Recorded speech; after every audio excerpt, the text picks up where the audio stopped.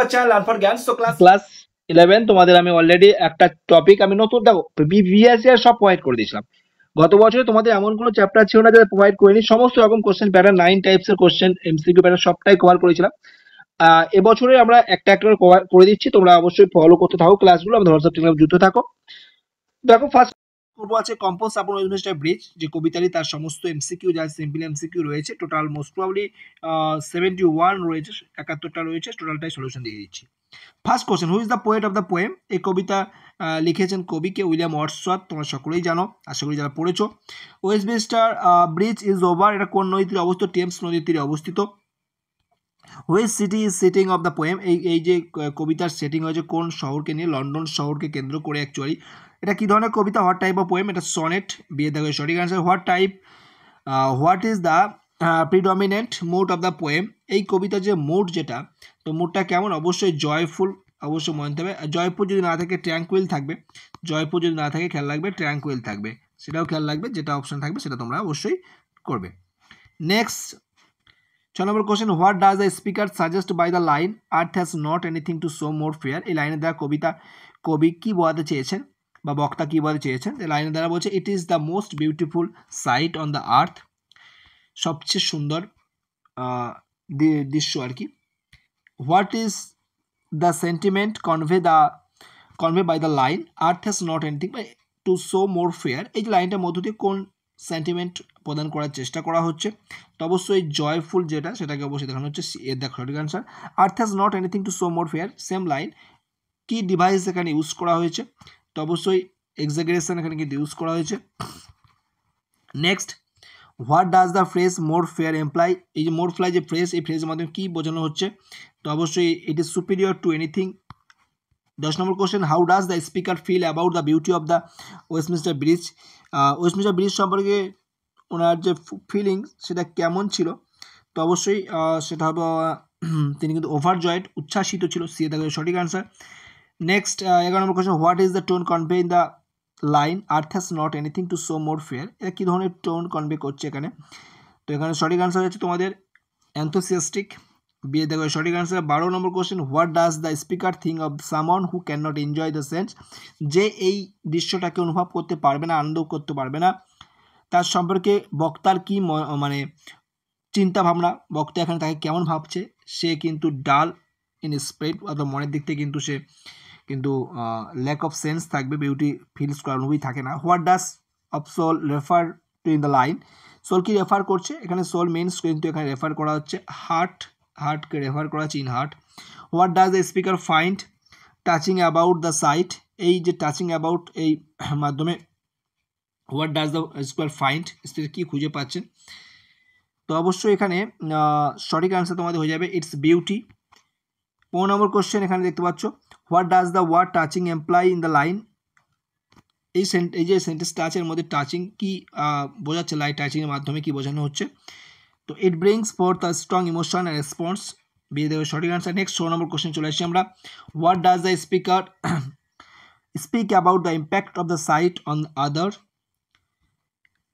তো এখানে সঠিক আনসার তোমাদের হয়ে যাবে ডি এর দাগ। It is overwhelming.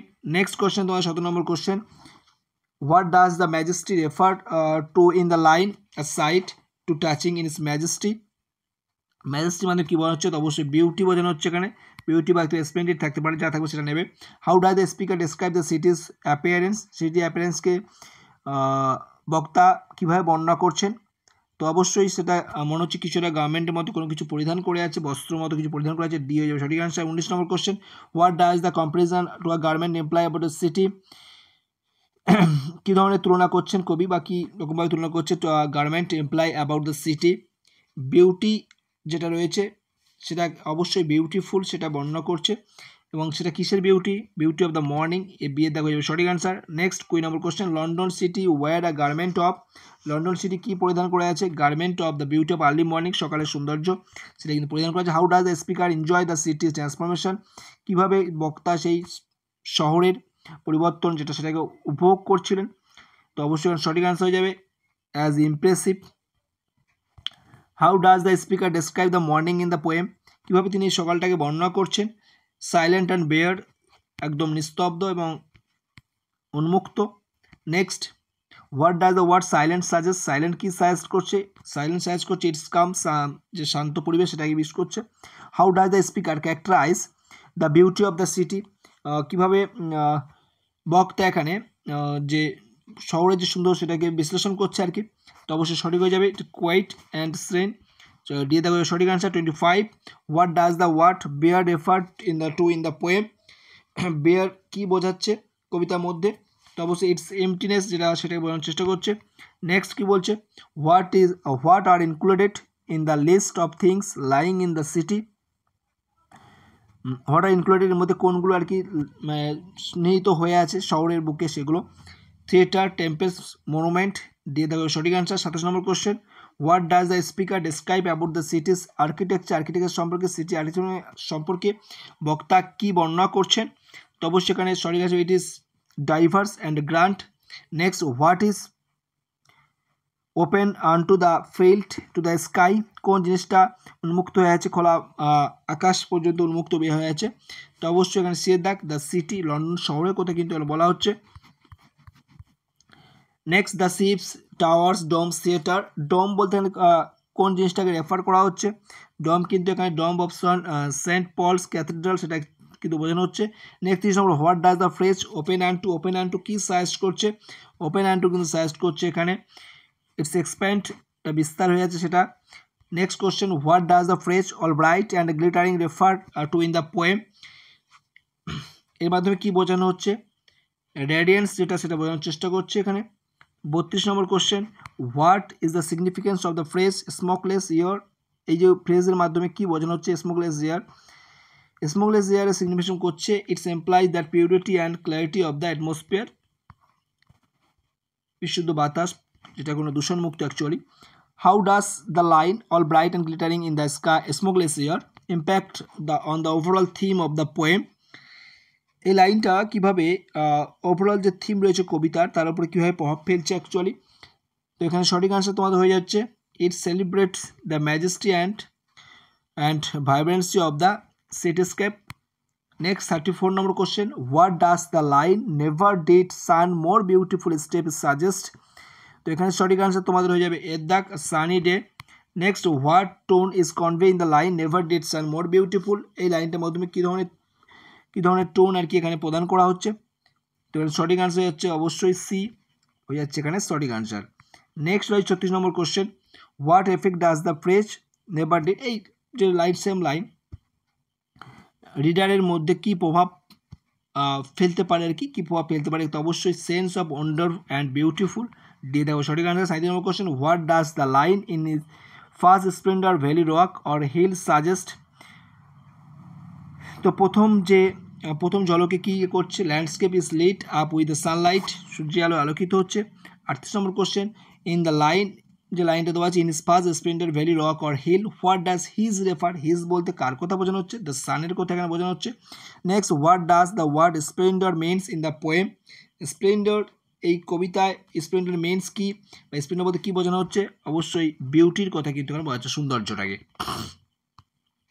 নেক্সট 40 নম্বর question, in the line never saw and never felt a calm so deep, the speaker describe, এখানে describe বক্তা কি describe করছেন, amazement যেটা সেটা বর্ণনা করছেন। তারপরে the poet never saw or felt, কবি কখনো দেখেনি আগে, কখনো অনুভব করেনি এত গভীর নিস্তব্ধ তিনি কিন্তু আকুল কখনো ফিল করেন, তো সি এর দেখা হয়ে যাবে সঠিক আনসার। নেক্সট যেটা রয়েছে, the phrase a calm so deep, এই যে মিনসটা কি, এই যে একটু যেটা বললাম কোশ্চেনটা তার যে অর্থটা কি, প্রপাউন্ড ফিলিং অফ ট্র্যাঙ্কুলিটি, একটা নিস্তব্ধতার একটা অনুভূতি।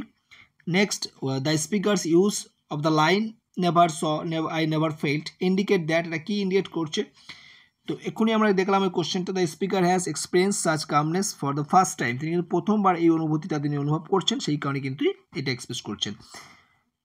In the line the river grated at his own sweet well, এখানে হিজ বলতে কার কথা বলা হচ্ছে, হিজ বলতে কিন্তু এখানে পার্সোনিফিকেশন অফ দ্য রিভার কিন্তু এখানে বোঝানো হচ্ছে, তো personification of river is the correct answer.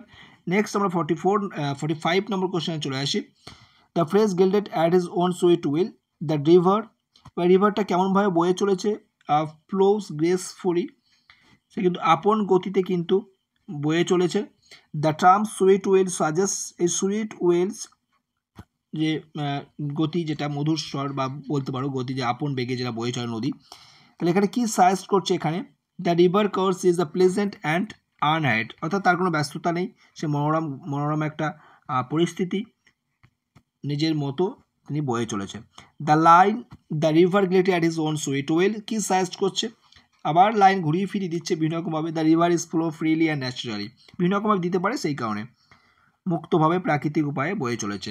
In the line dear god the very houses seems asleep, what does the speaker experience, এই লাইনটার মাধ্যমে কবিতার যে কবির বা বক্তার যে অভিজ্ঞতা, সেটা কি কি অভিজ্ঞতা হচ্ছে।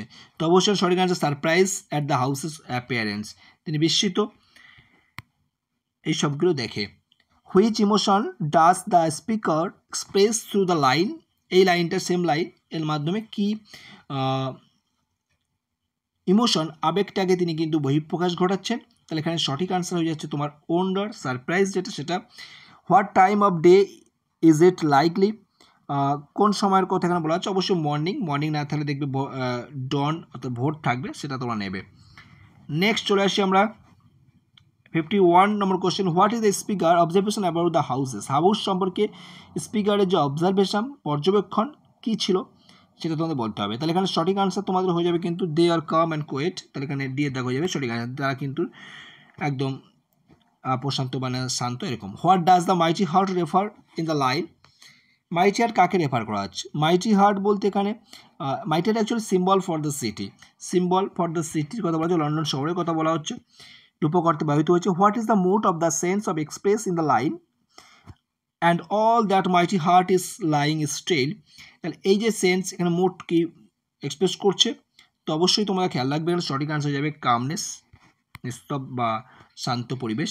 What does the phrase lying still suggest, lying still কি সাজেস্ট করছে, লাইং স্টিল সাজেস্ট করছে there is no movement or activity, ঠিক আছে, there is no movement or activity, তাহলে এখানে সি হয়ে যাবে কিন্তু সঠিক answer.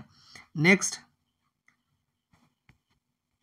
55, what data device is used and all that mighty heart is still lying বা lying still, এটা কোন লিটারারি ডিভাইস বা ফিগার অফ স্পিচ এখানে ইউজ করা হয়েছে, অবশ্যই মেটাফোর এখানে ইউজ করা হয়েছে। নেক্সট ইট ইজ অ্যান, এটা কি, এটা অবশ্যই Italian sonnet.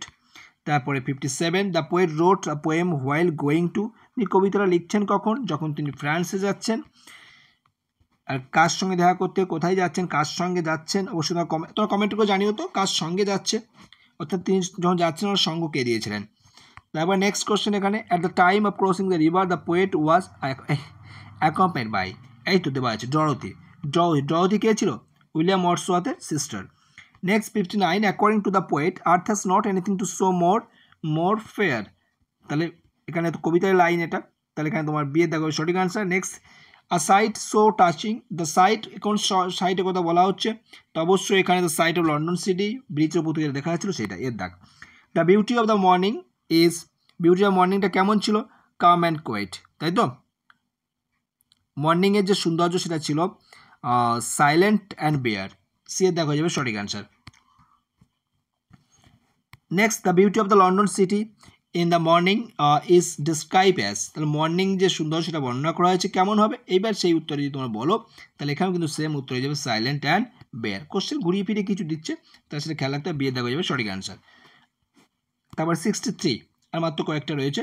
63, the river glideth at his own sweet will, the river refer, river বলতে কোন নদী, টেমস নদীর কথা বলা হচ্ছে এখানে।